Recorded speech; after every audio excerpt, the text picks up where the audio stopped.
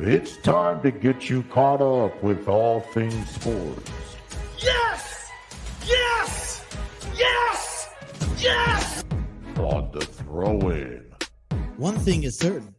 None of this is possible without you, the listeners. From baseball, football, wrestling, and more, covering local Cincinnati sports, stories, news, and highlights. Why is he always calling me? With your host, Justin Trento. When it's all said and done, we're going to look back and remember this is what started it all. Available on the TNC Sports Talk YouTube channel. Let's play the ball! Let's play the ball!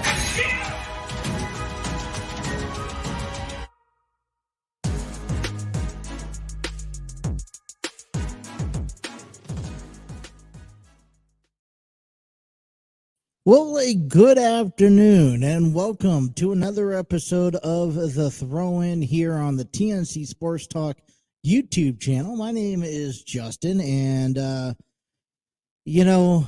wasn't on yesterday's program because I was trying to find things to talk about, and sometimes that is a bit right now probably not practical. I am slowly catching myself up with professional wrestling that's been going on. I watched yesterday, I watched the Netflix series Wrestlers, and it's about keeping OVW alive, Ohio Valley Wrestling alive, which, if you know a little bit of the history of OVW, for those who are not up to date in professional wrestling history, it doesn't know a little bit of history buff. It used to be I'm going to consider the minor league of professional wrestling when it came down to the WWE. This was the number one place that WWE would send talent to work, to build, and eventually move up to the WWE main roster. Now they have NXT in the Performance Center in Florida. Well, it used to be OVW for the longest time. And we talk about names like Dolph Ziggler and The Miz, John Cena, Batista, Randy Orton, Brock Lesnar. Some of the greats went down to OVW and worked with OVW. And, they've been running for a long time.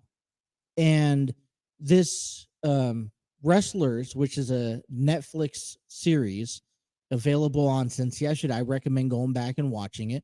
It's about OVW going through the struggles. It's a lot of behind the series, how Al Snow owns or is the head man for OVW, and there's a couple of different ownerships that's kind of, I would consider them sponsorships they've paid to help OVW grow once more. And and they've tried so hard to make a summer to remember, because they're at the point where if they don't break and start producing income, that they could be facing going under.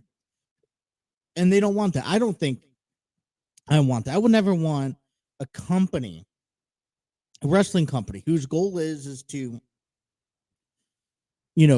train talent and raise talent to come up and then to be shut down.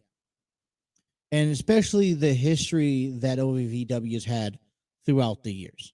So I thought that it was a very interesting series. I recommend you guys going out there and watching it if you guys haven't done so yet. And then let me know. We'll love to talk about it. I thought there was a couple interesting things that came away from it. I know for me, I'm a big, I love to learn the ins and outs of what puts a program together, the creativity among athletes to, creators and story writers and ownership, to approve of things to happen in a match and what works and what doesn't work and exactly how to sell certain things. I mean, all that is fascinating for me. Although I contradict myself when I say this, because I'm not necessarily a person who kind of wants to know. Sometimes it's better not to know about these things, and yet we are still finding ourselves learning about them. So I'm kind of someone who's right there in the middle of all of it. But it was a good series so far. So I got a chance to watch that. I just, this entire week so far has been about Aaron Rodgers and his season ending injury back on Monday night, where 4 plays into the very first offensive drive for the Jets, Aaron Rodgers goes down and ends up tearing his Achilles tendon after being sacked. And, now everyone's kind of put up in the air, okay, what are we doing? How do we analyze this? I think there's so much that are still, being concerned, because the Jets was one of the teams that were probably considered to have an improvement this year, right? Aaron Rodgers is an X factor to any organization that he goes out and he plays and commits to. Just like Tom Brady. I mean, Tampa Bay Buccaneers was a nobody compared until Tom Brady came to Tampa Bay, and miraculously, Tampa Bay's in the postseason for a couple years. And arguably, we have yet to see it, and we will now not see it at least this year. Aaron Rodgers is looking, he was that impactful player to go now to head to New York to continue his success. For Aaron, you want to prove that it wasn't Green Bay that carried you. Okay? You want to go out to New York and say, all right, I can do this wherever and whoever you provide for me. And so I think that the Jets had this all-in determination.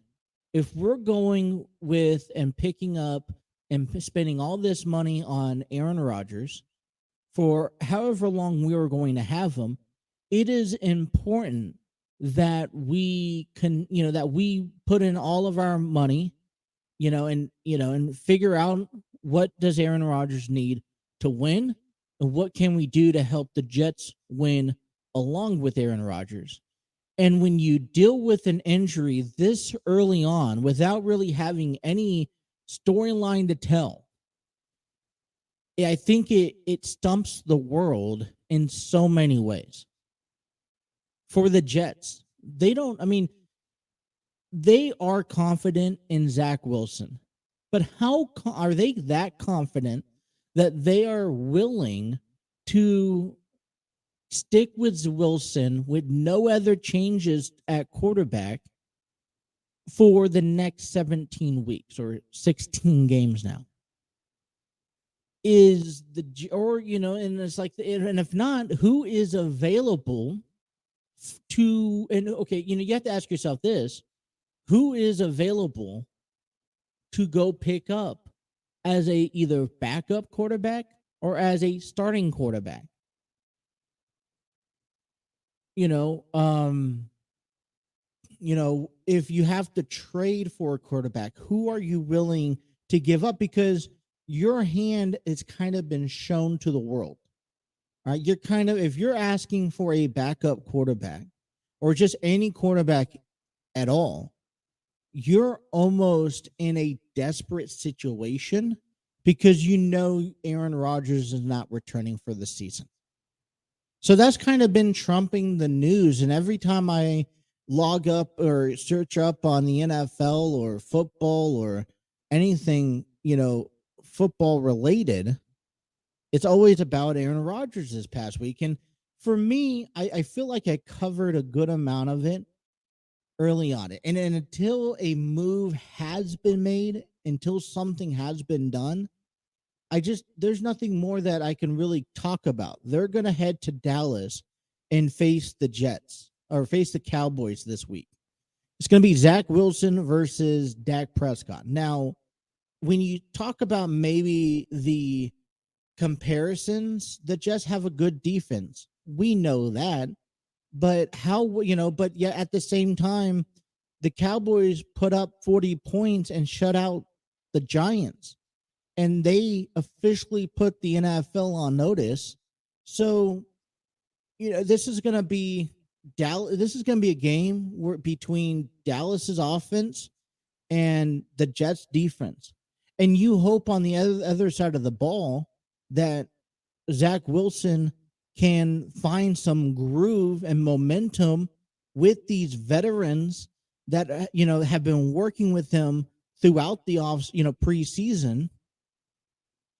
And you're hoping that the Jets can find a way to maybe upset America's team and give the Cowboys their first loss. I think that would be a ultimate statement for the Jets. And it would really put or shut up, in that sense, Dallas Cowboys fans and their franchise, who took it a bit extreme week one after annihilating the New York Giants. So there's a lot of questions right now, which have warranted the reason why we are talking so much about Aaron Rodgers and the Jets. But we got to find a way to let week one pass us, because Aaron Rodgers is not returning. He's not going to be back this year. The good news is that from what we can tell from talking to Aaron Rodgers, is that he's looking to build and to rise again. And that is going to be a tough road ahead of him, considering his age, where is he at in his career, and the type of injury of tearing an Achilles tendon, which is a big, big concern. And I'm actually on the side of Rodgers. I would like to see Aaron find a way to come back, whether I don't know if he's coming back for a full season, but I would like to see him come back and finish off his career strong. Because I would tell you, I've seen this before. I was actually very fearful. I remember when Edge tore his Achilles tendon, and I remember talking to my father about this, and this was a while back. It was like 15, almost 20 years ago. And the biggest concern my dad would tell me was that this could possibly be the career ending for Edge, because sometimes you just don't necessarily bounce back the way you're supposed to. So, and this is football compared to wrestling. I mean, there's some similarities, but there's still, and especially out of Aaron Rodgers, which is a quarterback, there's so much movement that you're going, and there's so much that you can now, risk as you get better and as you improve. So, that's what our week has been in conversation. And to be honest, all week long, there just hasn't been new developing stories that we've been talking about. But we're back at it. It's a Thursday. We're made it halfway through the week. We'll wrap up our week tomorrow. And so we get ready for Thursday night football, which is tonight. Minnesota Vikings and the Philadelphia Eagles. Jalen Hurts comes back home. Okay. First game at home at Lincoln Financial Field, getting a chance to showcase his new contract status that he was given earlier this year. And I think it's important. They went to New England last week. They picked up a victory against the Patriots, and they beat Bill Belichick. But it's important to keep that momentum going, because if Dallas is as serious as they proclaim to be, and, the Eagles do have a legitimate threat in the AFC East. And I'm still predicting that it's going to come down to the final weeks of the season, and it's going to be between the Cowboys and the Eagles. Yeah, I just think those are the only two teams that logically make sense when it comes down to who's coming out for this division. Now, I'm not going to sit here and rule out that the Giants can't make any run, but this is what makes it interesting. So tonight, Thursday night showdown here, Vikings, Eagles coming up in about 4 hours from now. I'm getting excited because it also sets the tone. Okay, and I've said this at the beginning of the week, and I'm gonna say this every Thursday because it does set the tone for what you can expect throughout the weekend. We saw the Lions upset the Super Bowl defending champions in the Kansas City Chiefs, 21-20. And we had a couple upsets throughout the weekend, a couple of different things that moved on. And so the way that this game gets carried out does have a effect on how weekend's game is going. So we got to talk about, I will provide you my weekend predictions of this week's games. Also, we'll talk about some Cincinnati Reds. All within a 24-hour period, they jumped up to the third seed of the wild card, back down to the, on the outside looking in. So, they lost today 8-2 by the Tigers, picked up the series. So they're going to head down to New York now and face the Mets in a 3-game series beginning tomorrow night that will get you prepped up and ready for.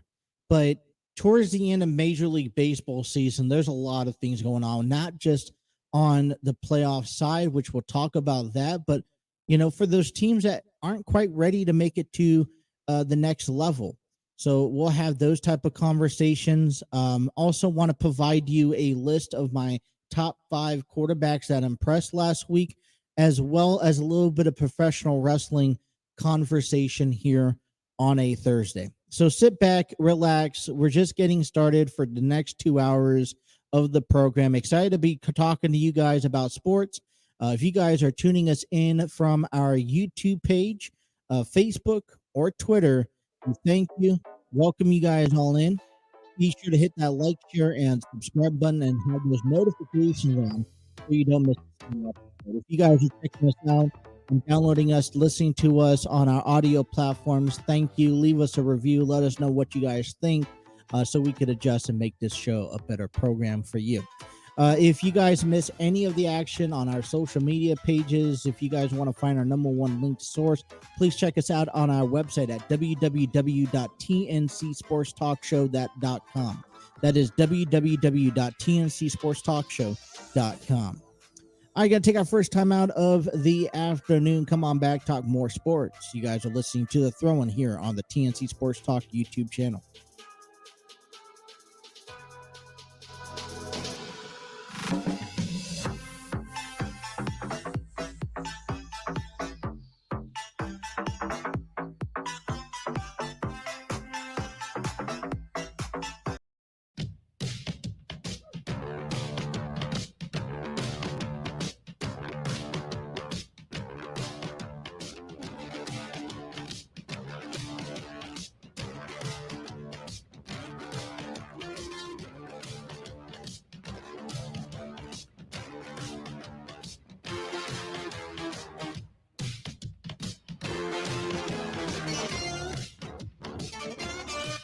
Alrighty, 4:22 here on a Thursday afternoon. Wherever you guys are at, thank you guys for tuning in and be safe. This program is given to you thanks to StreamYard Studios, the proud home of the TNC Sports Talk YouTube channel, where you can create podcasts, videos, host virtual business meetings, and even conduct interviews. Check out their free version today at StreamYard.com.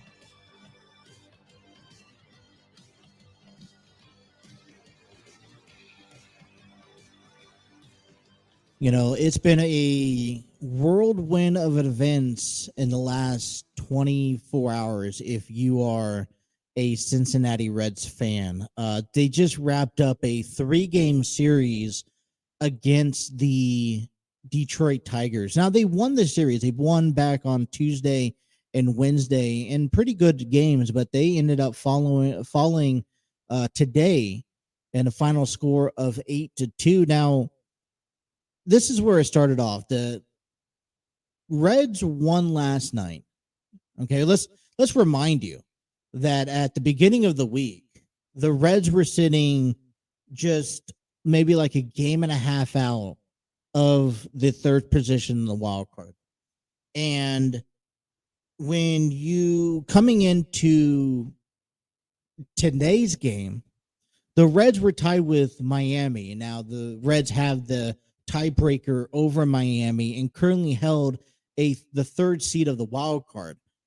Right, Philadelphia is 3.5 games back. The Cubs are 2 games back, and this is going to all still pinned on what the scores are going to turn out for against what Arizona, Miami, San Francisco, but overall, you kind of start feeling pretty good because the Reds they're winning the games and the series that they're supposed to be winning, and they're finally moving up and down because at the beginning of the month it felt like they just couldn't go nowhere. Well, with their loss today, they moved back down in that division.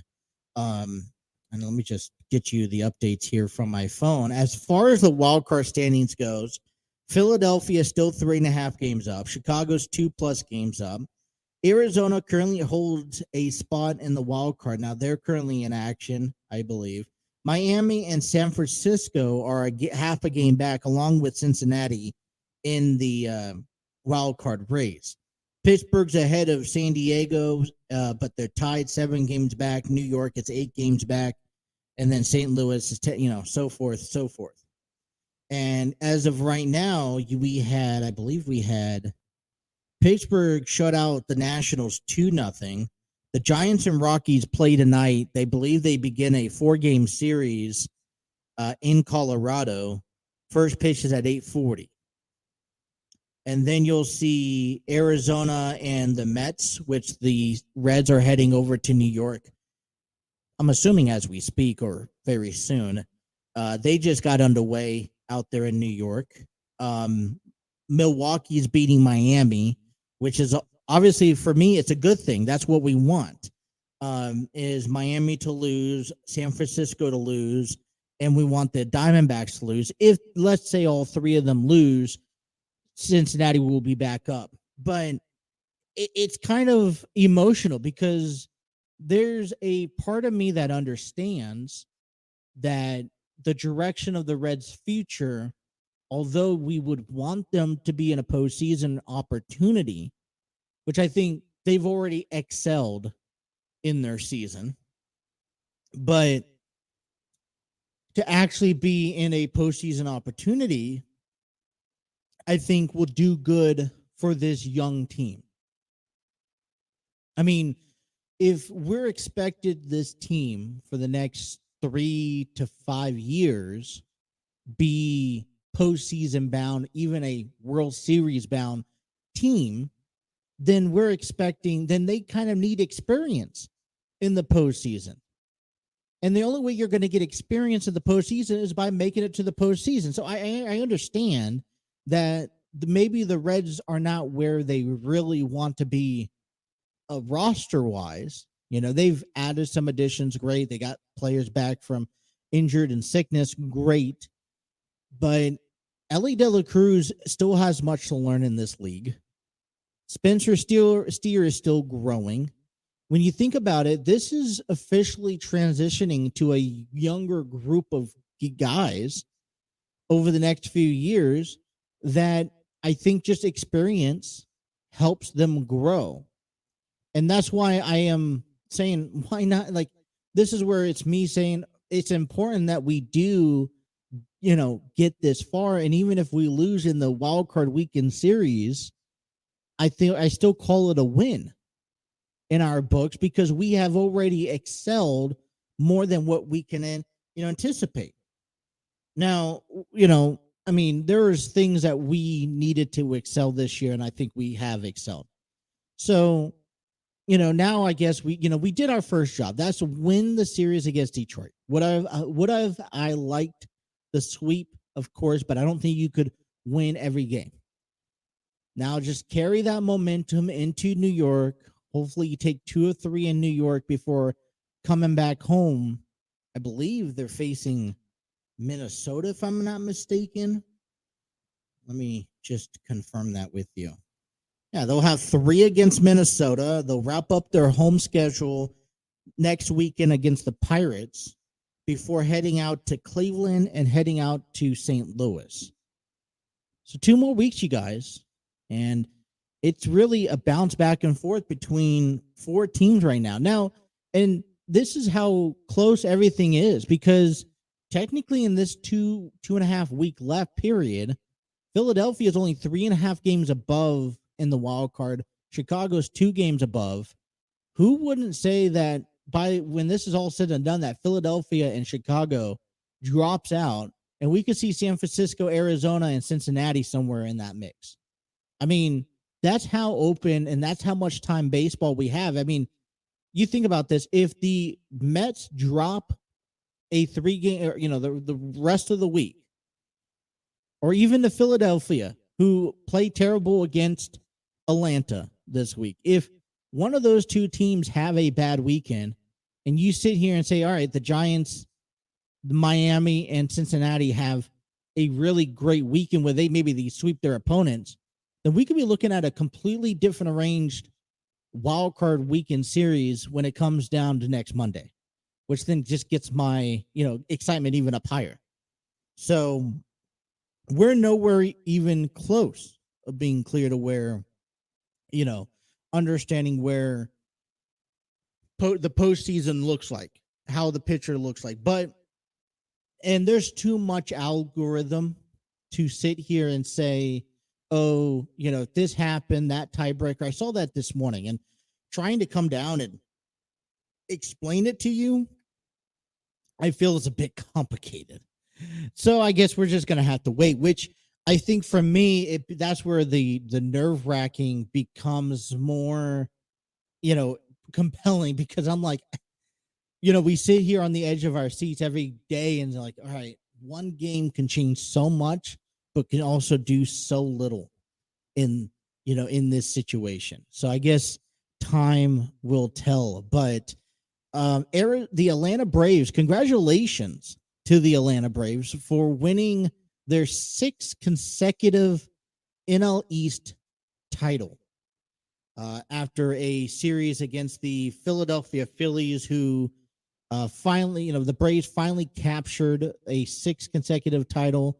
And I kind of honestly feel, out of all teams in the National League, especially when you put them up against a team like the Cincinnati Reds, who made things very interesting earlier this year, they're the team to beat.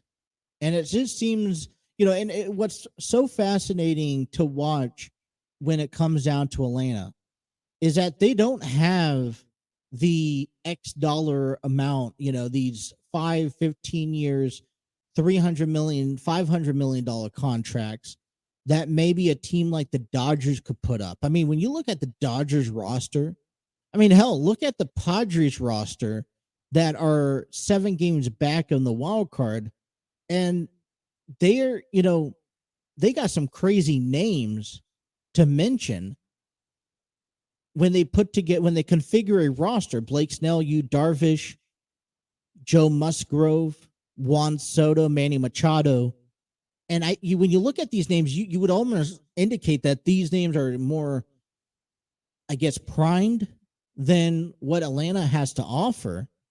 But then Atlanta, yet again, they somehow are always on top. And I just think that's, you want to talk about a franchise dynasty like the Atlanta Braves, who's making this now 6-year run, being the first team in all of Major League Baseball, to sit here and capture their playoff spot on, September 14th of 2023. Now I look at it as like they could sit back for the next 2 weeks and relax and get ready for the postseason. And at the rate that they're playing, they're most likely looking at a first-round bye, a weekend bye. So they really get themselves probably set up for another NLCS run, or even potentially a World Series run, because we've seen the Dodgers flunk before. I would love to see the Reds and the Braves again. That was a really good series. And we're expected to see a few more successful teams clinching the playoffs, hopefully this weekend, hopefully sometime next week.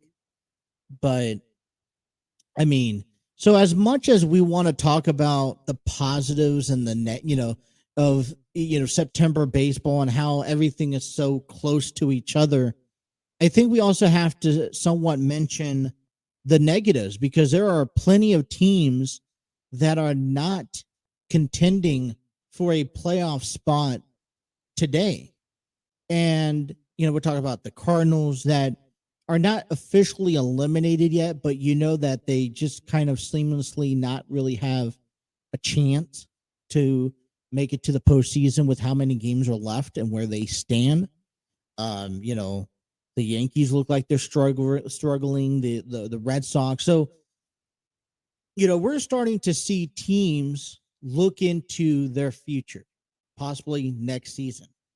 And what we saw this year so far, as of today, Boston fired Chief Baseball Officer Chaim Bloom.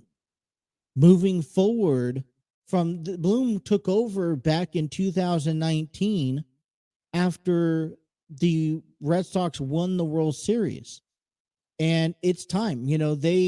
They went out. They got rid of Mookie Betts. They got rid of Alexander Bogarts, and it seems like Boston is in that catch-22 where they have talent on their roster, but they just can't seem to get themselves in a position to have a successful year. The Mets also hired David Stern, former to run baseball operations out there in New York, former operations manager for the Milwaukee Brewers. So hopefully, as and the Mets will have some capability of trades and seeing the deal, willing and dealing going on. But some of the deals that, hey, as people leave, they get fired. GMs are on the hiring block. I mean, I have a list here that we'll probably talk a little bit about next segment about GMs that are on the hot seat. I mean, there's just, we look at teams now that are not making it to the postseason, and they got to make some changes. They got to, figure out, all right, well, what did we do wrong this year? How can we correct these actions? Because we cannot have a repeat this year. Or some teams, some organizations like Boston are sitting here saying, all right, well, we've given you 4 or 5 years. We haven't seen any progress being made. You're actually dumping talent, so you're costing us money in a sense of, merchandise revenue, and you're not bringing back money, which is making it to the postseason, keeping contracts down to a minimum. So there is a lot of things going on both sides, and just to think about those teams, I would even consider like the Reds. I don't think that Nick Kroll is on, the hot seat. I mean, he looked like he's had one of the more successful years than he's had in the past couple years. But, a team that is over the front office is already at the gates of making changes, and their season is not ending anytime soon. I know that, like, for example, Texas is shutting down Justin Verlander for the year, it looks like.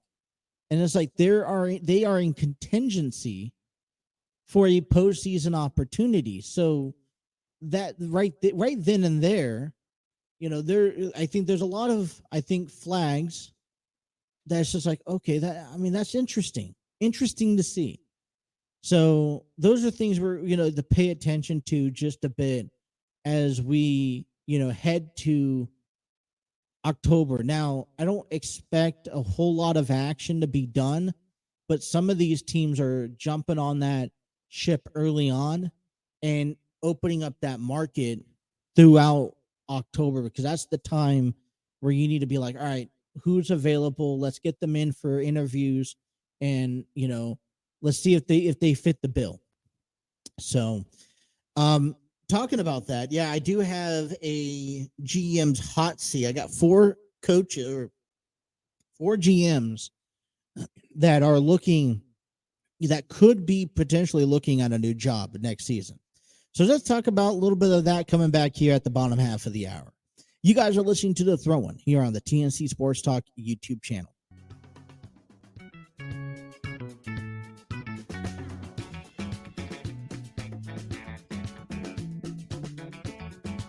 Alrighty, 4:43 here on the program, bottom half of hour number one coming your way here.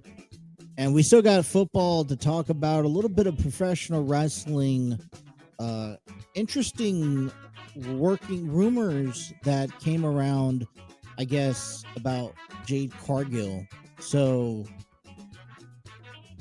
I mean, she's going to probably be a hot name coming into this fall. And I guess we'll see what direction both AEW and WWE will go down here in the future. But we're talking about Major League Baseball, and there's probably a million stories that we could sit here and talk about, and of being excited. I mean, we just got done talking about the Atlanta Braves heading to being the first team to officially clinch a division. As they officially, yesterday, I would say, officially clinched the NL East. And it looks like they're headed towards a divisional, like the first round bye, the best record in National League. They could also be up for best record in baseball, depending how this season finishes off. But we also have to look at the other side of the table, because there are plenty of teams that are not making it to the playoffs.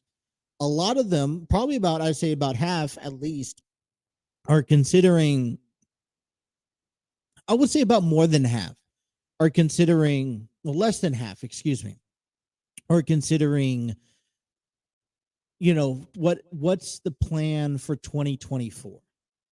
Okay. Is there, what changes do we need to make? Do we have to change our GM spot? Do we have to change, are we going to be letting go certain ball players that either A, we just can't play or pay, or B, they just can't play? Stuff like that. And, I was looking through a list today that gave us 4 potential GMs that could be sitting on the hot seat, particularly. Now, GMs play a magical role in Major League Baseball, because they are the ones who have to do the wheeling and dealing during the off season, on hiring and firing coaches, on trading and putting together a team on the field, and a lot more than that. And they play that interesting role, because it's, then we get down to the trade deadline, and they got to figure out what works, what doesn't work, what do we need to trade for? Is it time to give so-and-so a contract extension? So the top name on the list here has to be the Angels GM, Perry Minasian. And this one here is kind of like you're on I don't even know where you could go when it comes down to the Angels. You grab Shohei Ohtani for the last couple of years. You have Mike Trout, and now you direct, and then you also picked up guys around Mike Trout and Shohei Ohtani to help at a postseason opportunity. But yet somehow the Angels were throwing in the white flag in the middle of August, and they just couldn't finish the season off maybe the way that either A, a lot of Angel fans wanted, or B, even how the players wanted to go. So if you are an Angels player, nonetheless a fan, because I mean, listen, I think as a fan, you can be, you're so already just set in stone of, oh, you know what, this is typical. It happens each and every year. Well, if you're a player, especially if you're Ohtani or you're Mike Trout, this was the year that you wanted to win. It's like, why am I invested into a team that would go fight its way for the last 4 seasons, or for throughout the last 4 months of the season, and then just drop out of the blue because you had a bad losing streak. I mean, who knows where the Angels could have been? Obviously, Ohtani goes out and it looks like Trout's being shut down. And now you got to look back and who do you point fingers to? If you kind of hit a dead end, because even when you guys had top performers, you went out and you signed guys like Renfroe and Moustakas and stuff, and players like that to help and better your team, that still didn't work. So what's next? And I think at this point, sometimes the GMs are held responsible. It doesn't work. I don't know. Is it time? I don't know if you can blame Phil Nevin or not. Yeah, Phil Nevin, I believe. But I don't know if you could blame your coach or your head coach, your manager. You got to blame your GM. And I feel like, for Perry's argument, he's reached everywhere he could possibly go to. Another prime example of this entire, GM being on the hot seat, you would have to argue to say that there's a chance that AJ Preller is on the hot seat. Okay. He's done his due diligence. I mean, let's look at his tenor real quick, briefly. When he started off, he did something very similar to what the Padres are at right now. He went to go sign up guys like Derek Norris, Craig Kimbrell, James Shield, Matt Kemp. There's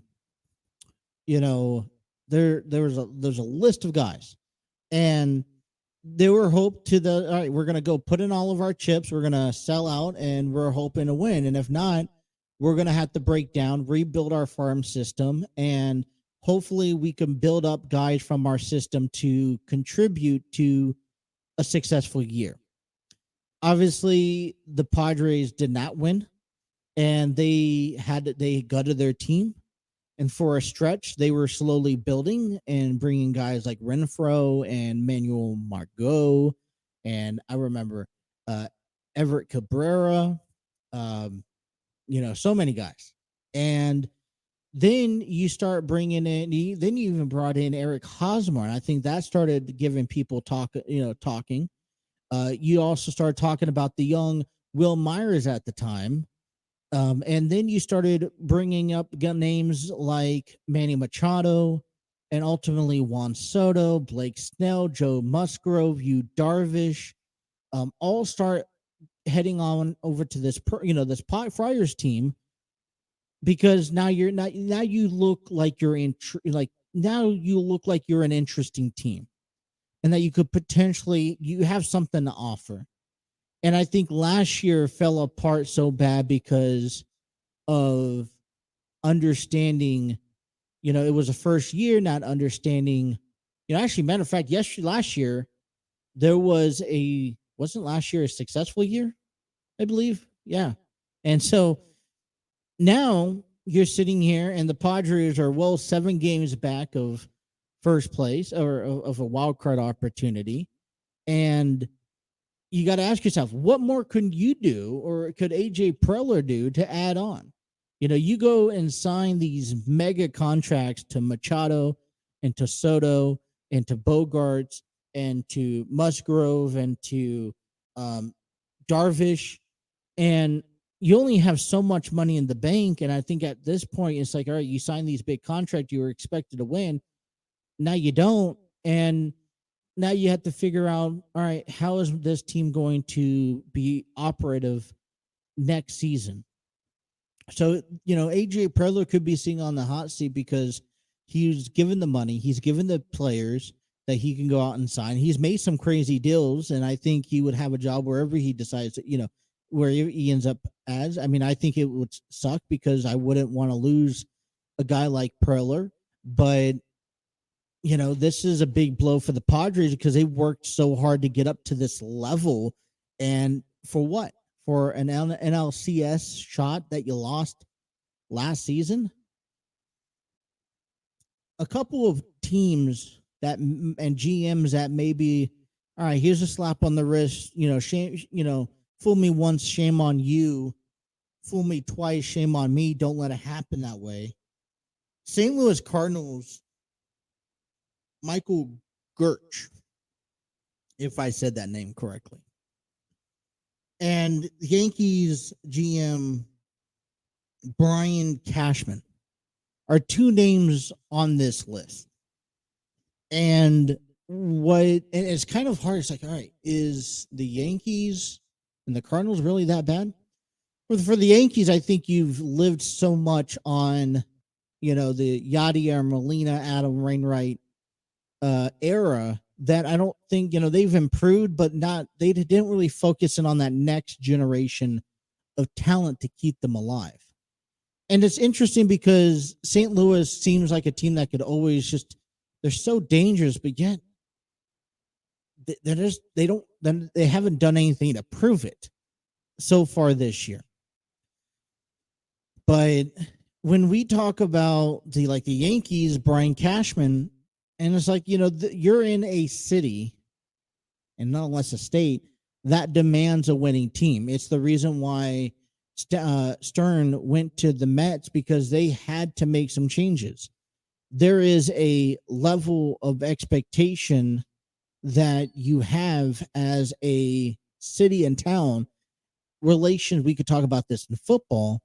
When you have, when you're in a popular town that, you have a rich history of the sports team, and St. Louis has its same share of history of this is a winning sports team, program, city, with the Giants and the Jets and the Mets and the Yankees, then you got the Knicks and the Nets. Someone has to win. And if you don't win, you hit the rocks. Same thing in LA in the sense is that the Dodgers are successful, so maybe the Angels aren't taking a look at also seriously. Same thing for the Clippers. They're not going to be taking a look at also seriously because the Lakers are right there. And as long as the Lakers are in there, great. If not, then you start looking your eyes at, okay, what's the Clippers doing? Same thing for hockey. The Kings.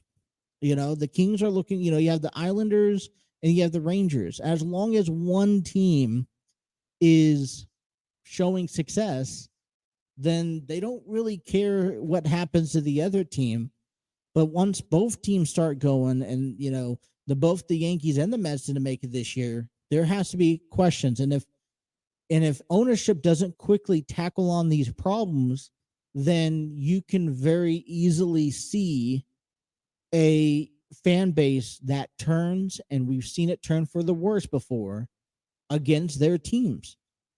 So, but when it comes down, I think, to the Angels, to the Padres, to the Cardinals, I mean, I understand maybe not the Cardinals. The Cardinals are kind of like, are you in a rebuild mode? Are you still, I feel like they're kind of trying to hang on to whatever is left of this team that hasn't been built.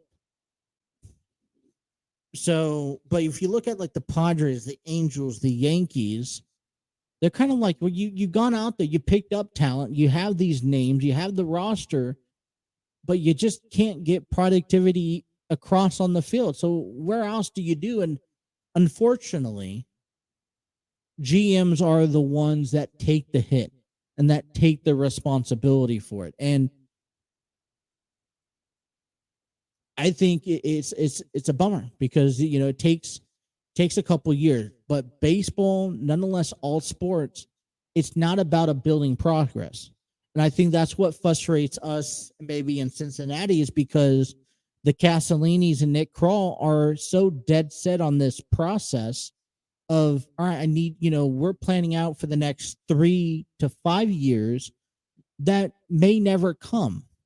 When you have a team and you have a chance now, you have to promote and advertise that your team is winning, that we're here to win now. Yes, we still want to follow the process and the game plan that we have for the next 3 to 5 years, but we're given a chance to win now. We're taking it. And that's what these teams need to address, hopefully, later on this offseason. So that's one thing that we'll see as the season finishes up. October reaches into play, and as we start introducing offseason in Major League Baseball. Hour number 2 coming up next. We'll talk a lot about NFL football week 2. Thursday night football tonight between the Vikings and the Eagles. I'll give you my predictions, and we'll talk a little bit about professional wrestling and particular stories around the news. All right, hour number 1 is wrapped up. Thank you guys for tuning in to the Throw-In here on the TNC Sports Talk YouTube channel.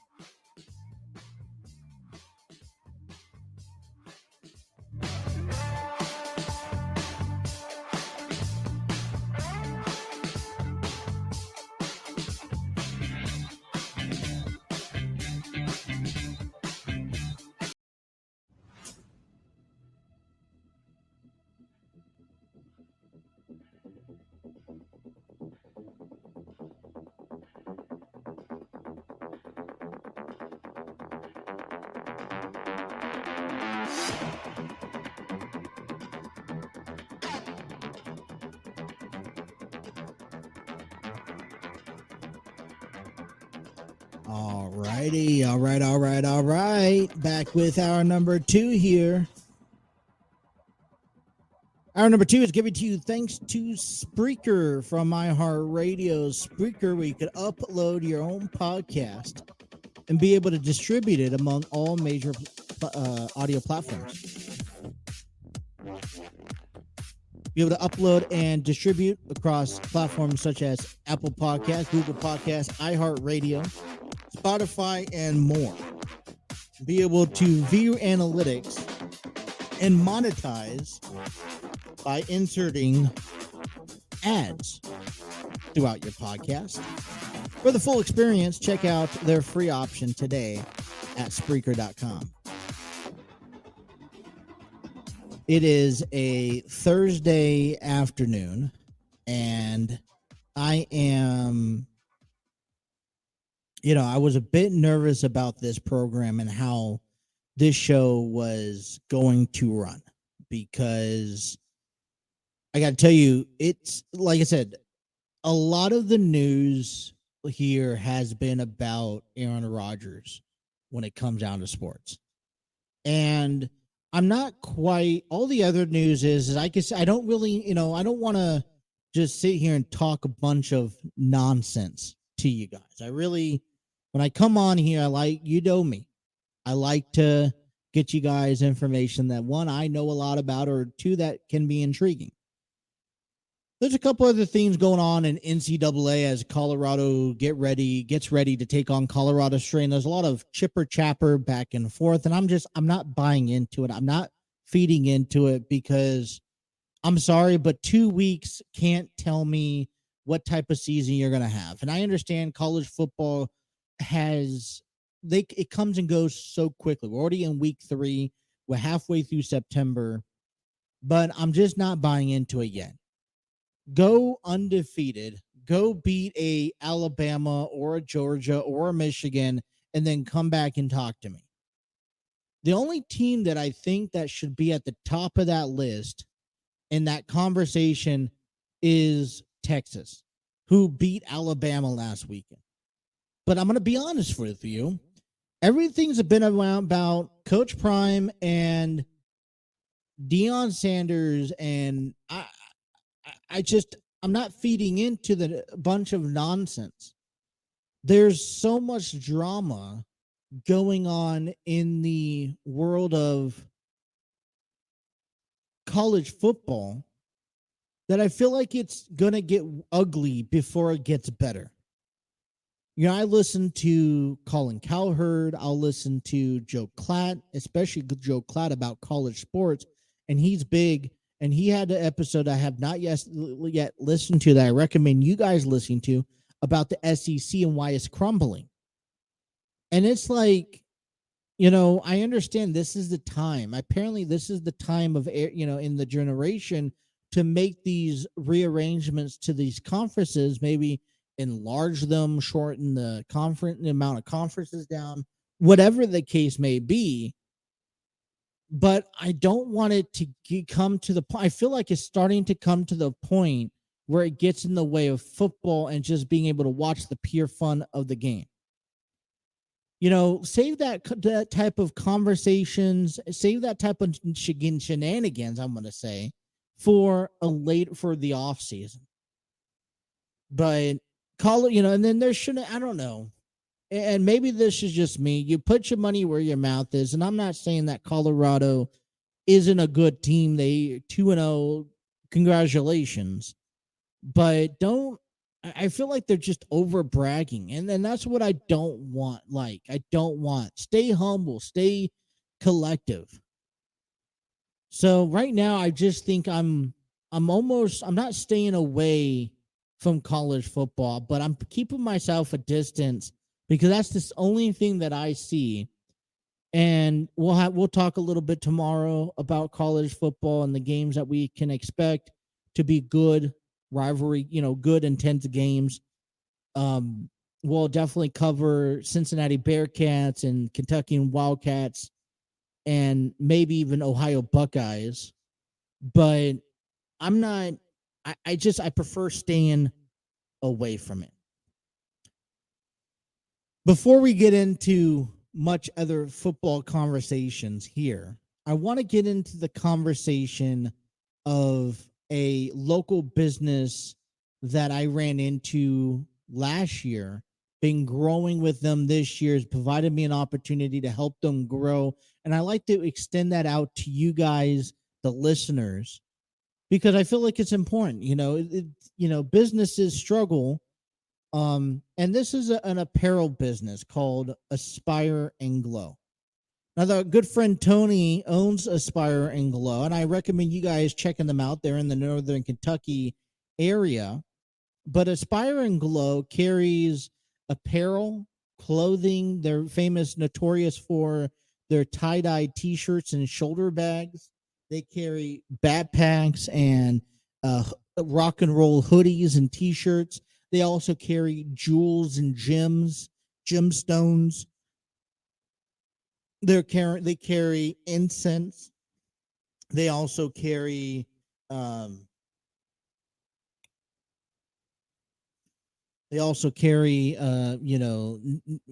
earrings, nose rings, stuff like that. So a couple months ago, we created this website, still growing website. It for me, it's a lot of work. I don't put as much time lately into it as I should. I'll be getting back into it, but they got some of these gemstones out, stone bracelets, rock and roll hoodies. The categories right now are endless: backpacks, hoodies, jackets, shoulder bags, blankets, bracelets, necklaces. As we get closer to the fall time, as the weather starts to change, I recommend checking out this store and what they have to offer. He's getting some Cincinnati apparel, and today you could take advantage of their deal online going on right now. Buy one, get one, 25% off bracelets with promo code 25 bracelets throughout the month of September. That is 25 bracelets, promo code for buy one, get one, 25% off deal. So I'd recommend getting yours today. And if you guys stop by the store, tell him that I sent you. Man, he's a good guy. He's a good guy. Could chat it up. But excited to talk about. All right. Let's get into the conversation of some Thursday night football. Before we get to Thursday night football, Aaron Rodgers has talked about saying he has predicted saying, hey, I'm going to come back. I'm going to work through the process of coming back. And my goal is to make a rising comeback. But with his injury has also alerted a few things, such as his, also has refueled the conversation of grass versus turf. It's been a debate for quite some time, but it seems now that especially this particular injury with Aaron has warranted a respark in the conversation of should NFL stadiums be reflected back around to grass, natural grass, than to remain on a turf basis. And I think this is a legitimate conversation, you guys, because we've seen injuries. Statistics have proven that injuries happen more on turf, artificial turf, than anything else. And I'm just here to say that I really, only different reason why everyone's going artificial turf, because it's less maintenance. It is. It's more expensive. So it's a reason why you can say, hey, we had the best equipment for these teams and for these players. We could jack up the prices. The prices could go up, you guys. But realistically, what does it benefit these players? It benefits the grounds crew, right? From, when you're in Green Bay and it's frigid cold weather, you have underground mechanisms of heaters that can help help heat up your turf to the point where you don't have to worry about snow, being a big factor during football games. When it comes down to stadiums like Arizona, especially, you could remove those fields from the stadium, and now you have a multi-purpose stadium. The Giants, on this other hand, at MetLife Stadium, they have pieces that you can replace. And I think it's cool. I think it's fascinating. But if that means players are slipping more, especially on weather, inclements, do you slip more on turf or do you slip more on grass? I don't know what the ultimate decision is. I read something earlier this week, and I'm not going to restate it here on this program until I hear multiple of this going to happen. But I feel like the NFL is going to be pushed to change back to grass fields, which is fine, but we understand how much it takes to take care of a football field when it's made out of grass. And you get a lot of, there's a lot of upkeep, especially out here on the East Coast where the weather is more unpredictable. This isn't in Sunnyside, California. And so I find it's going to be, I think it's still going to be a controversy, but when you have such an injury like you see from Aaron Rodgers, that was designed and made through the field of, from the turf, you can almost say that, he slipped a little bit more, hyperextended his leg, that which caused his Achilles to tear. And that could be a career-ending injury. Therefore, that's our reasoning and that's our case on why we decide we need more grass than turfs. Is that an argument for you guys? I don't know. I do not know. All right, gonna have a little longer episode segment here coming up. I'm gonna talk about my top 5 quarterbacks that impressed me in week 1. I'm also going to get down and break down the NFL week 2 schedule for you guys, giving you my predictions on who's going to win and who's not. That's all still to come in hour number 2. Don't forget, we will also be talking about Jade Cargill. One of the interesting factors in this conversation is that there is rumors of her possibly joining the WWE. And if that's the case, it really changes the atmosphere in the WWE, wouldn't it not? What would be Jade Cargill's impact if she would head over to the WWE for the WWE women's division? And I feel like a little bit, and I'll get more into this here in this hour, but I feel like a little bit has been, the women's division has been a little lackluster as of late, but I'll share my reasoning here later on in hour number 2. All right, we're just getting warmed up on hour number 2. Let's take a break, come on back, and talk more sports. You guys are listening to The Throw-In on the TNC Sports Talk YouTube channel.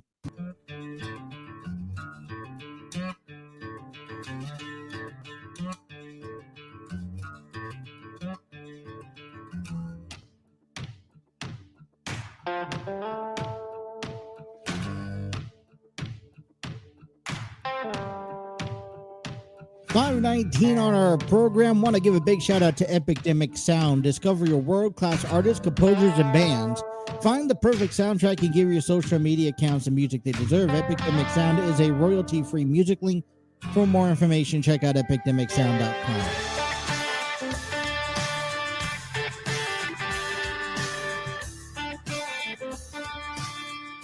The song here is Gutter Gator by Benjamin Clean, available on Epidemic Sound.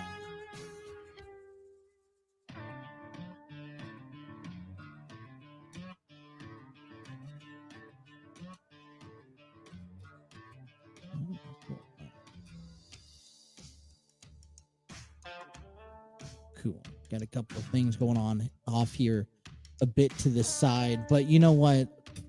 This is going to be a bit of a longer segment because I want to kind of get down into talking some NFL with you guys. I know you guys love talking NFL. We got to get ready for Thursday night football between the Minnesota Vikings and the Philadelphia Eagles, which is about now 3 hours away. And what's exciting about this one, okay, so Minnesota's coming into this game 0-1. Philadelphia is coming into this game 1-0. Minnesota lost against the Tampa Bay Buccaneers, and the Eagles beat the Patriots on the road. This is coming back off of, Jalen Hurts is coming back home. He's the Eagles are the NFC champion, defending champions. All right, they would like to make it back to the Super Bowl this year once more, and there's just a lot that is we're riding on this game. I mean, Minnesota doesn't want to start the season off 0-2, especially in a division with Aaron Rodgers and now Jared Goff, who the Lions, won game one, upsetting the Kansas City Chiefs. So, there's a lot to be determined here, and there's heavenly statistics that are shown. But I feel like these first 2 weeks of Thursday night football are set up to be what do you want to put it? Easy wins for these NFL teams. I almost would have told you that I thought it was going to be an easy win for Kansas City. And I thought it was going to be a walk through the park, but it wasn't. Thought it was going to be I'm assuming it'd be a better, easier win for Philadelphia. But, we start off early saying it's any given Sunday. And in this matter, as I mentioned, earlier in the program and throughout this week so far, this is going to set the tone for how the season is going to, or how this weekend particularly is going to turn out. So I'm excited. I have the Philadelphia Phillies winning this ball game. But before I can get down to the picks that I have for you guys, there was a couple of quarterbacks that really, what do you want to say? Really impressed me last week. And I want to share with you guys who they were and why. And that's going to be my official wrap up for week one. So let's get started. Coming in at number 5 here is going to be, here we go. Coming in, let me find the right camera angle here. All right, coming at number 5 is going to be the Los Angeles Rams, Matthew Stafford. And the reason why I picked him at number 5 is because I feel like the Rams had a nice, pretty impressive victory over the Seahawks back on Sunday. The Rams won the Super Bowl 2 years ago. They go on and they claim that they want to run it back, and they didn't come close to running it back. And with injuries, that especially with Matthew Stafford throughout the course of the season, which ultimately allowed the Rams to sign Baker Mayfield to finish off the season and to say, all right, let's just reset ourselves for this year. The Rams are probably underlooked in this division as one of the teams who could potentially take the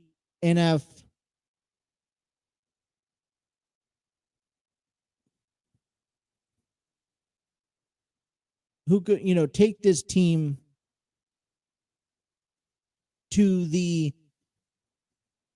NFC West division series, get back to the playoffs.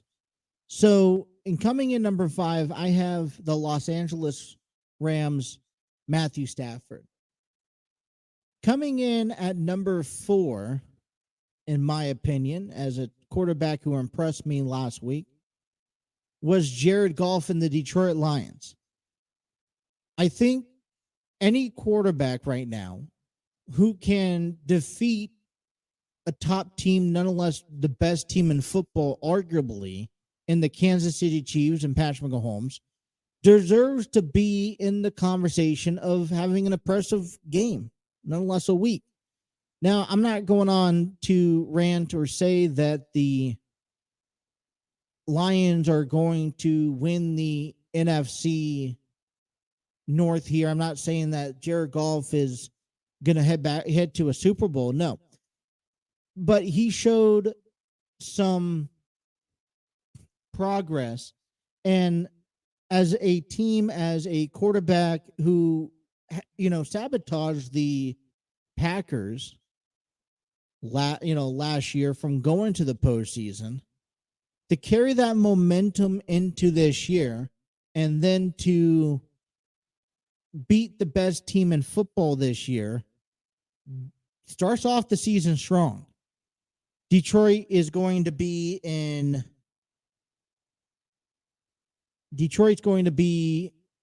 playing against Seattle at home.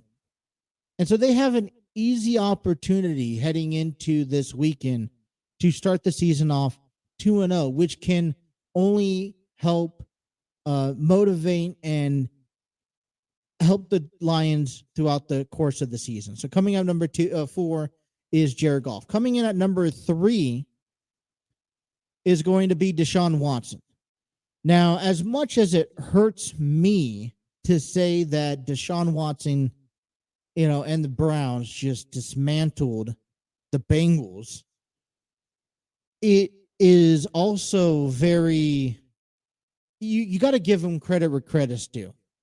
This is a quarterback that served 11-game suspension last season, and by the time he got a chance to hit the field and do anything with his team, he was already practically eliminated from the postseason.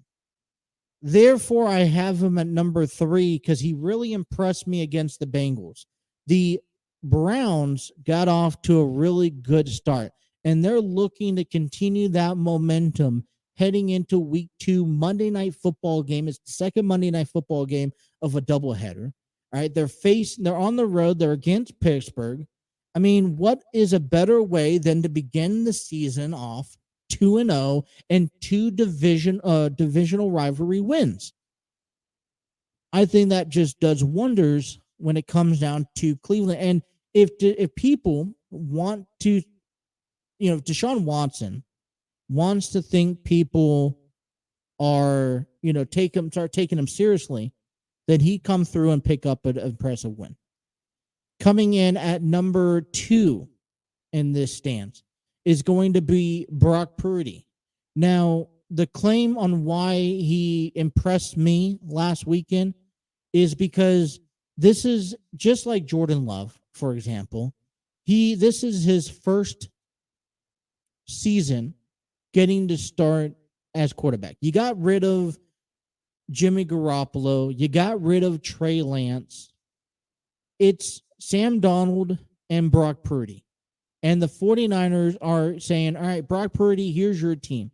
You impressed us at the end of the season so much so that I'm going to give you the chance at just to have this team. Last year, it was supposed to be Trey Lance, and that didn't turn out well. Well, this year, it's going to be you.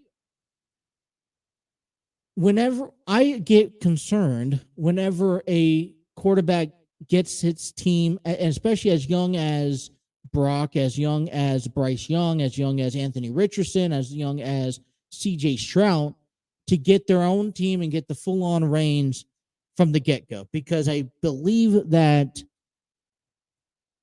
because we really don't know nothing about these quarterbacks until they play, I want to say 2-3 years into the system.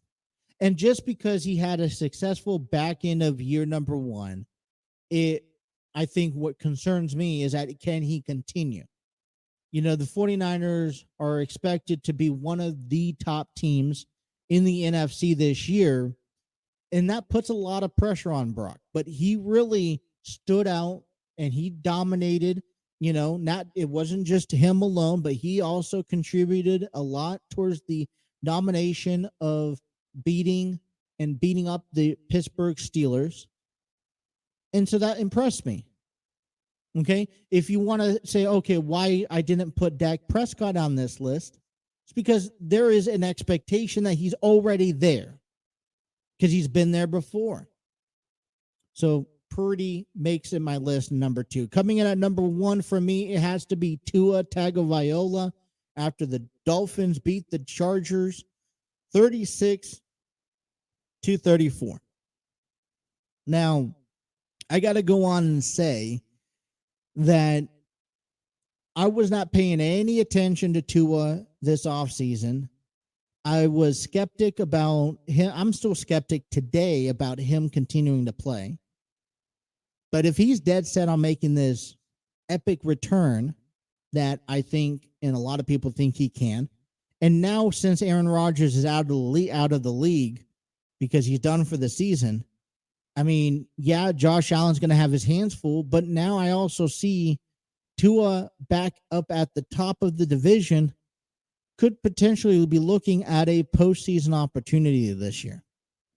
So this is my top 5 quarterbacks that impressed me in week 1.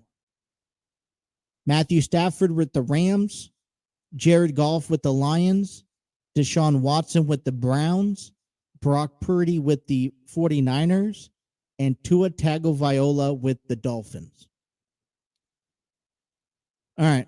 We're going to get to you our week 2 predictions here right after this quick ad.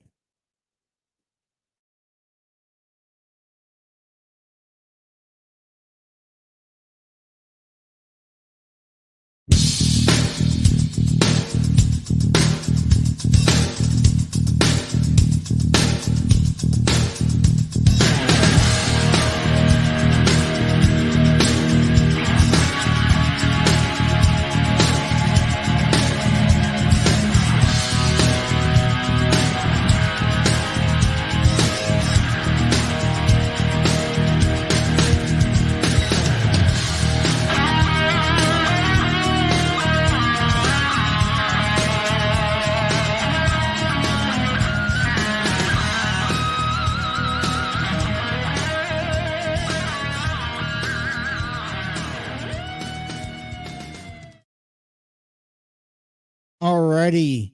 Don't want to go nowhere. Be sure to check out Steve Barber, Dwaylen Davis at Armchair Booking Wrestling Podcast to get all your wrestling sports news, stories, and highlights. You could go subscribe to them on their YouTube page, check out their social media pages, as well as download them on all audio streaming platforms. Dwaylen is an encyclopedia when it comes down to wrestling knowledge, and Steve is just probably the most handsome person of them two. But they do incredible content, a lot of stuff that I recommend you guys go checking them out. And I'm actually intrigued to see if they do an episode of the Netflix series of wrestlers, because I knew they grew up a little bit around OVW as well as part of one of their promotions locally that they get to. So, also while you're there, you guys could check out their individual podcasts. Dwaylen has one on all audio streaming platforms called Intellectual Rockstar, and then Steve has been on does one called Cubicle Chat that I've actually been proud to be a guest on that program a few times. So check out their podcast and be sure to follow and check out Armchair Wrestling Booking Podcast as well. All right. It is time for week number 2 predictions. And I think I've talked about it earlier on. I had the Philadelphia Eagles defeating the Minnesota Vikings tonight. I just think that there's too much on this game for Philadelphia. They're in front of their hometown.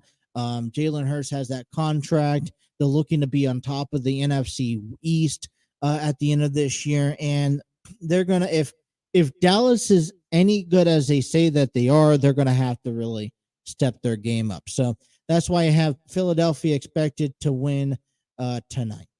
All right, first game of Sunday's matchup, I got Green Bay versus Atlanta. Jordan Love had a impressive victory, first week of taking full control over this Packers team as this new era finally approaches. They go up against a Falcons team that all they really have is a defense. I have the Green Bay Packers picking up game 1. All right. Next game on this list, the Raiders are over in Buffalo. I'm expecting Josh Allen and the Bills to make a comeback. You know, the Bills are one of the teams, just like the Chiefs, who lost last week, that you can honestly just say, just kind of brush off your shoulder and say, oh, okay, no worries. It's not going to have a huge effect on the outcome of their season. I think that they're still in a solid shape and that they're going to have a good amount of success. So they lost. But I think for the Bills, it's important to say, all right, although we lost against the Jets, we can't go and begin the season 0-2. So I got the Bills coming in game number 2. All right, moving on to Baltimore and Cincinnati, and this one's a bit tougher. Now, I want to talk about being a Cincinnati fan here, that I would say that Joe Burrow, it's at Paycor Stadium. AJ Green's going to be there. He's going to rule the jungle. And I expect the Bengals to bounce back. I mean, Sunday was a crappy game. I want to put that one behind us and say that the Bengals could play better. But I'm still a bit concerned on seeing just how the Bengals adjust. First of all, their defense looked hideous last week against the Browns. And Joe Burrow didn't seem to be 100% in my books. And I understand weather had a factor, but if he wasn't 100% ready to go with Cleveland, what makes you believe he's 100% ready to go with Baltimore? And week 2 of the season, you have Lamar Jackson. Now, the Ravens don't have to deal with contract, extensions and, players sitting out. Until Cincinnati can prove me otherwise, which I just think Cincinnati is going to get off to a slow start this year. I have to go with the Baltimore on this game, unfortunately, because that's just how it runs. So I got Baltimore picking up this victory. All right, we talked a little bit about Seattle and Detroit. I had the Lions pick up this one. I think that they could have an upset to Seattle.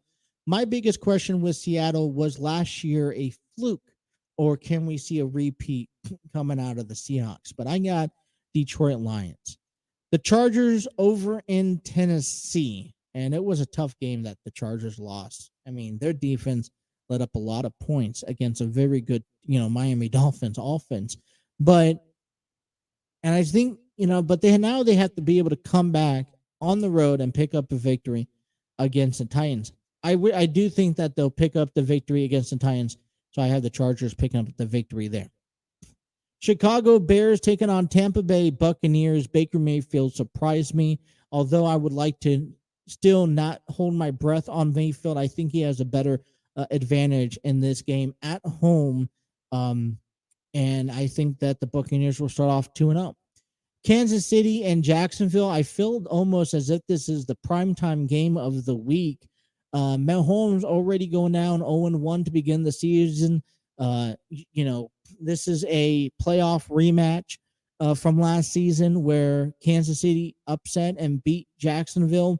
I think in this scenario, I think throughout the course of the season, Patrick Mahomes knows what to do. I got Kansas City to pick up the victory here.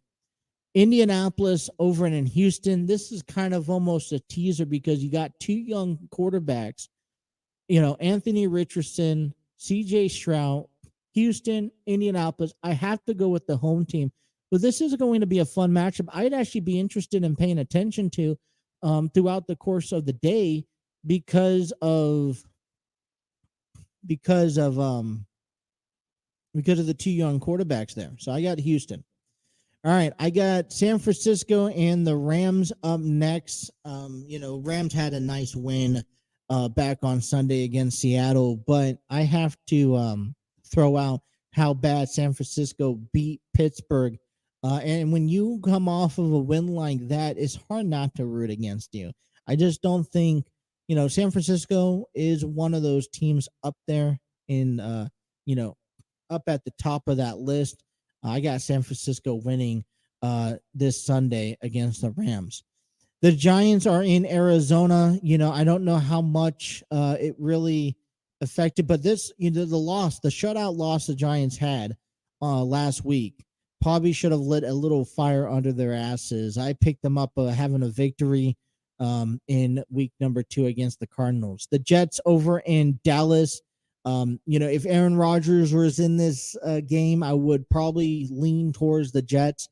Dallas said that they put the entire NFL on notice. I'm expecting a blowout game here from the Cowboys.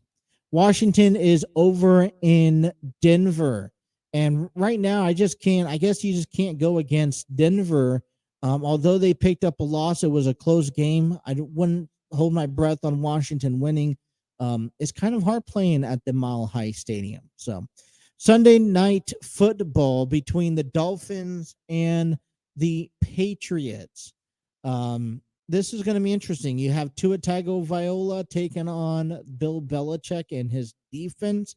He was the most impressive person off of the team here last week. I got to go with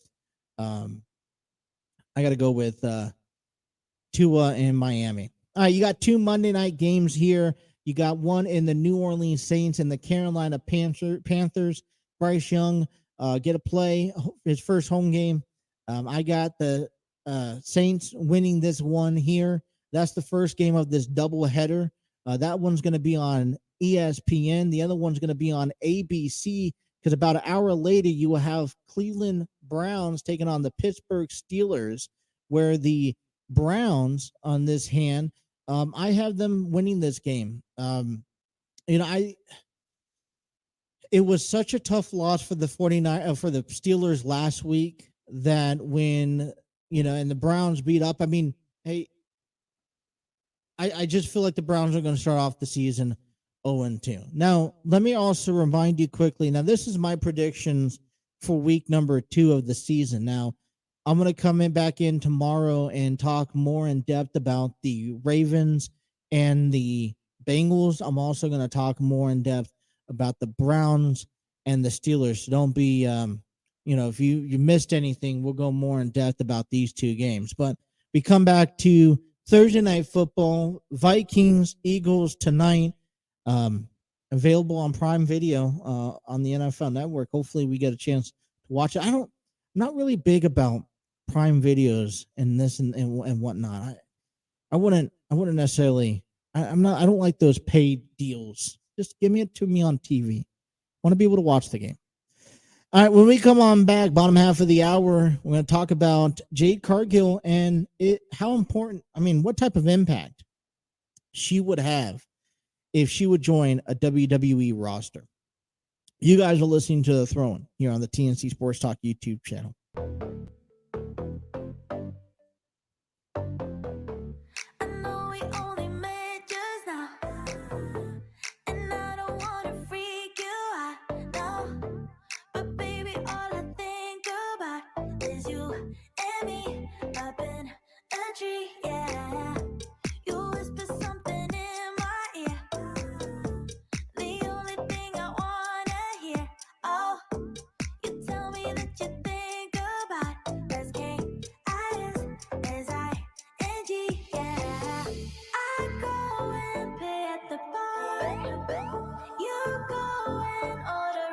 Alrighty, welcome on back here to the program. We will be back tomorrow to wrap up a week of sports. Getting you guys ready for college, NFL, Major League Baseball, and more. Anything to look forward to this coming up weekend. We got football underway. We got a lot of football. Don't forget, high school football is tonight, tomorrow. And then we got Cincinnati at home against Miami, Ohio. And then you got the Bengals at home, first home game of the season. And you got to, find a way to officially put that last week aside and say, all right, what can we do to win this game? And I just feel like there's going to be a lot to accomplish because this is not a easy walk through the park with the Ravens. So I guess we will just have to wait and see. But and it's going to be a pretty big week if you think about this, because if in week 2, it's so easy to get behind. If you're assuming that Deshaun Watson can repeat his performance from last week against the Bengals, which was a solid performance, and the Browns looked really good last week. If they could carry that over to Monday night and beat the Steelers, then they're beginning the season off 0-2 or 2-0. And then the Steelers are 0-2. Well, now you come down between the Ravens, who are 1-0, and if you allow the Ravens to beat us on Sunday at Paycor Stadium, that means the Ravens are 2-0. The Browns will be in first place because they've won 2 divisional games. The Bengals are 0-2. We will be in last place because we've lost 2 divisional games. And not only we would have to make up 2 games to be even with the Ravens and the Browns, but we would also have to win 2 divisional games. We would have to guarantee a win with the Ravens and the Browns next time, which, oh, by the way, we won't see the Browns until week 18 of the season. So you can understand what type of pressure we are kind of under in as a Bengal nation early on here in this season with the Ravens. And I just cannot sit here and fathom a easy walk into Paycor Stadium and say, all right, we're going to handle business. We're going to be lights out. Now, obviously, I know that the Bengals are better than what they were last week, but they have still so much problems, I fear, on defense, that I just don't know if their offense is capable of keeping up with the amount of points weekly that their defense are going to allow. So we'll talk more in depth of that tomorrow. But what I want to talk about here to kind of wrap up our program was that there is a rumor out there that Jade Cargill's run with AEW may be coming to an end. And there is a possibility that we could see Cargill go to the WWE. And I feel like this is a repetitive statement above WWE talent, AEW talent. If someone's willing to leave, their next goal is to jump back and forth. But if you really dig down, take a moment to stop and think about Jade Cargill. And I do get my brain spinning around the fact that she could be potentially open. This would be a huge pick for the WWE, especially under this new TKO group holding company. If we could pick up a strong, young, athletic, talented female athlete like Jade Cargill. And you also think, what could it do to impact the WWE? Well, I'm going to be honest with you, is that I feel like the women's division lately has been a bit stale. We just got done not too long ago between Ronda and Shayna. And I feel like, although I feel like Ronda and Shayna was misused incorrectly and wasn't planned and wasn't configured the proper way, there's only so much more Ronda can do. And they've already brought her, when they brought her in to begin with, they brought her in as this built up person without winning a match. So then you start looking at, all right, who else is carrying your division? I still look at the 4 horsewomen and Charlotte. I mean, obviously Sasha's not there, but Bayley, and she is kind of taking more of a, lighter side of things. Becky Lynch, who just became the NXT Women's Champion this past Tuesday. And so she fulfilled her deeds, but Charlotte's on a temporary basis. So then you go down the list. Rhea Ripley, Bianca Belair, Asuka, okay. But now I think where the women division is now is where the men division was a decade ago.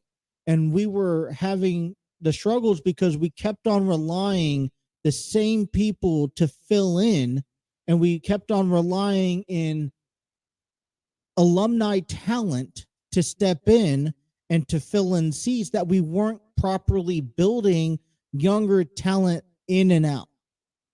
Realistically, how well is Dewdrop being received? I think there's potential. I mean, they're pushing Io Sky, which I think is wonderful. But I think that there is potential.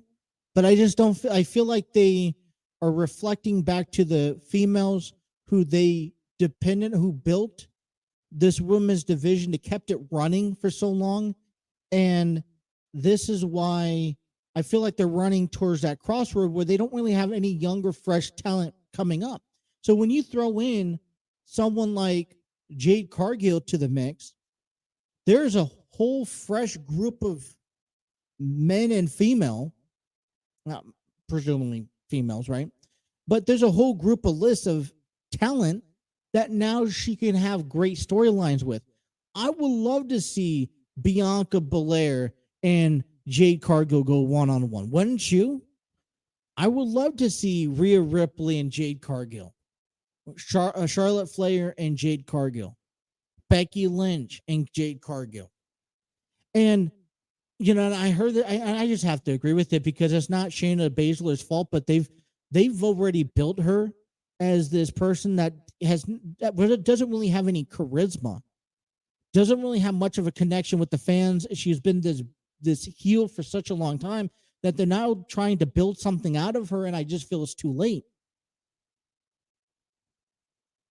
I feel that it's time that either we find a way to create talent down at NXT to come up to the main roster to help rejuvenate and refresh the women's division along with the females that we have, or it's time to start bringing not a dozen, but maybe a handful of females from Impact, from from AEW if they're leaving. I think Jade Cargill will be a great fit to the WWE. It would be a solid win And if you use her appropriately for what she's capable of doing, then I think that this could be a success. And I think it also shows, like I said, hypothetically, you bring Jade Cargill in and you use her successfully as someone who can be dominant in the division. And I feel like what this shows is these other females that maybe have had a bad interpretation of what, the WWE is about. Now you're knowing, hey, all right, if I'm being asked or if I'm being called into the WWE for a potential contract and to work with them in the potential future, they're going to be legitimate about giving me that opportunity at being in the spotlight. But this is only rumored effect. She has coming up in a week, has a title match as she tries to retain her TBS, recapture her TBS championship against Chris Statlander. But just the possibilities of that door opening. And I think I'm going to leave it off of here. The fact that now Vince McMahon is almost out of that picture. We are now owned by TKO Group Holdings. There's new people in the office. There's new thoughts and there's new brains and activities.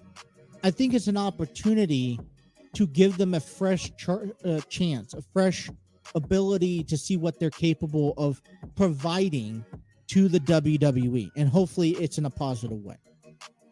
That's all the time we have for our program. We want to thank you guys for tuning in. Be sure to hit that like, share, and subscribe button. Don't forget to have those notifications on. Leave us a review, a comment. I would like to remind everyone, please be respectful on our program, whether you're in the comments or you join us, whatever the case may be.